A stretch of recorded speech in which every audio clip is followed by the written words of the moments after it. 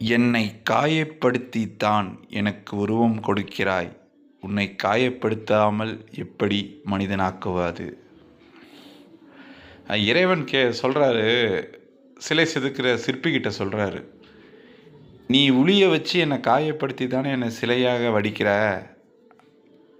நான் உன்னை எப்படி காயப்படுத்தாமல் உன்னை மனிதாக்க முடியும்? நம்ம காயப்படுறது நம்ம மனிதனாக்கிறதுக்கு இறைவன் செய்கிற செயல்.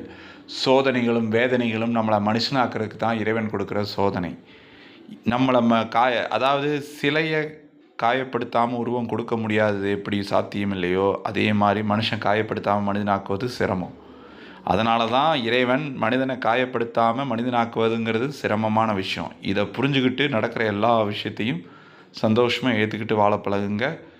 அப்போ தான் என்னை காயப்படுத்தி தானே எனக்கு உருவம் கொடுக்கிறாய், உன்னை காயப்படுத்தாமல் எப்படி மனிதனாக்குவது? இந்த கேள்வியை உங்கள் மனசுக்கிட்ட கேட்டு பாருங்கள். நிச்சயம் அதுக்கான பதில் கண்டிப்பாக கிடைக்கும்.